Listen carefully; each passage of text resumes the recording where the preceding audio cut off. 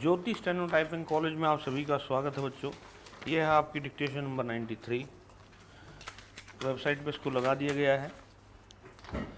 पहले इसको अच्छे से लिखें, फिर पढ़ें, फिर टाइप करें।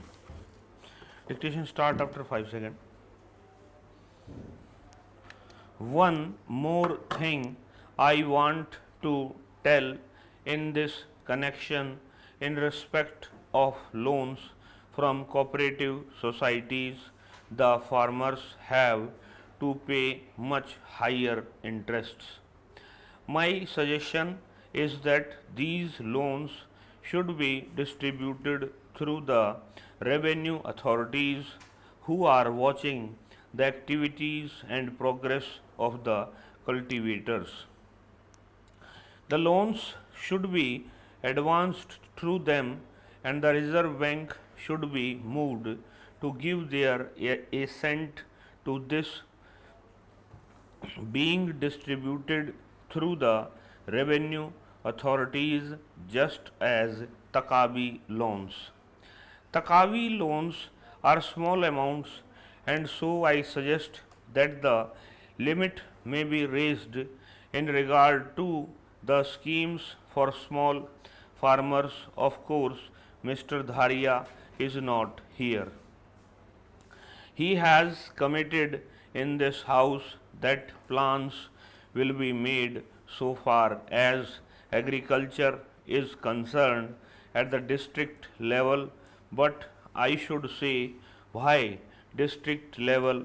We have taken panchayat as a unit, and I believe we are more than 750 members of parliament, and when we are propagating socialism and the majority is also with us, we can also include the resources for the development of the country.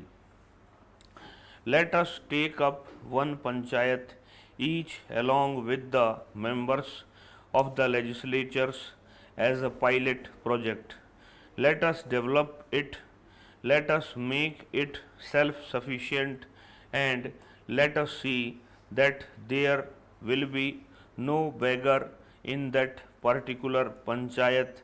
Let us then move to another panchayat so that we can develop one panchayat up to the mark and move poverty, and move to another panchayat for its development.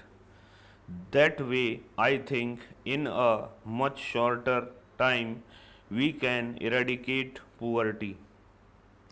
Mr. Deputy Chairman, sir, a number of honorable members have participated in this debate, and as usual, quite a number of useful suggestions have been made.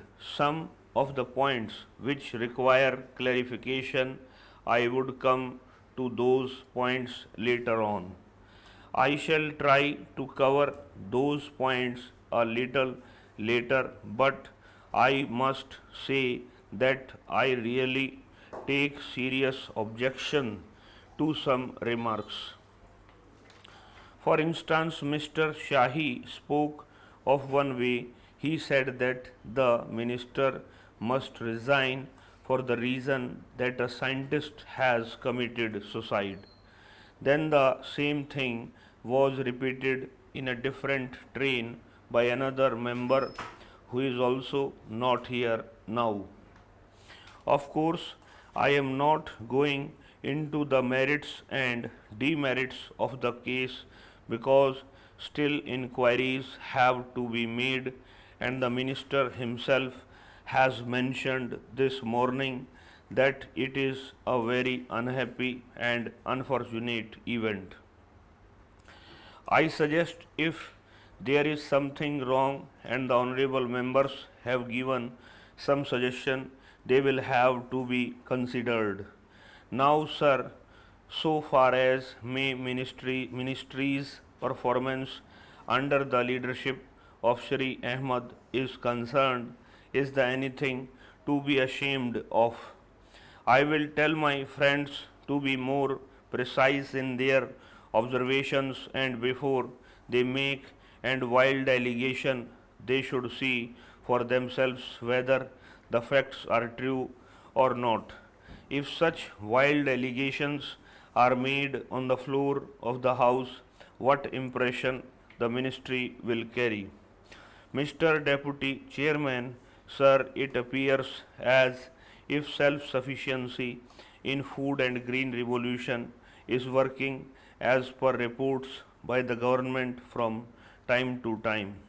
If we see the increase as per the reports supplied by government of cereals, we find that in 1959 the average was 198 and by the end of March this year it is 200.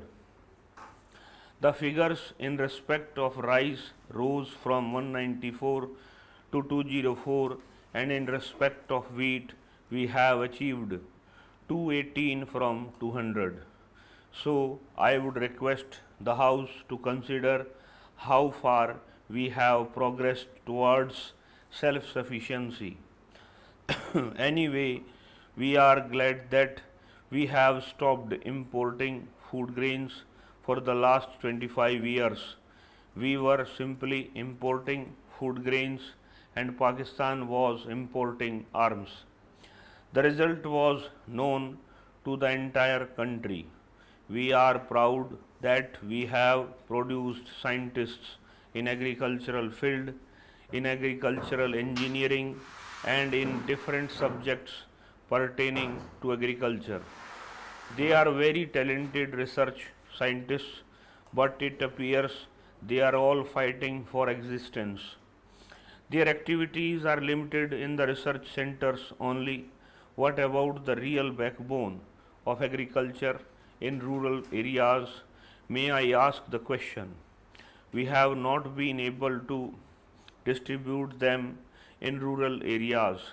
On the 28th December 1968, at the time of Bihar appropriation demand, I has given certain suggestions about the location of agricultural colleges in our country.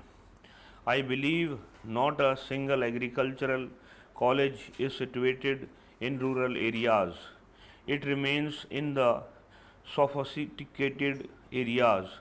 So much so, sometimes the students go in the strike for shower bath and stainless steel utensils in their hostels. We have to go to the rural areas and establish some colleges where these scientists will go and work for research. They could educate the education students, educate the farmers' sons who would go and till work for research. Their fathers' lands.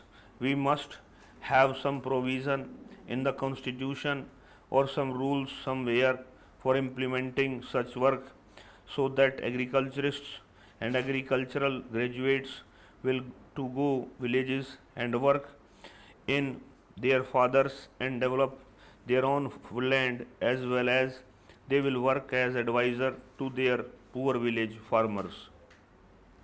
They can be teachers in schools. We have got the research work and education at the higher stage. We have till now implemented nothing substantial at the secondary level and we have totally forgotten the basic education which came out of the mind of the father of the nation. It is because the bureaucratic machinery has totally ignored that type of education for our new generation. The result is that there is frustration in the minds of highly educated agricultural scientists especially, and they have been fighting among themselves for existence.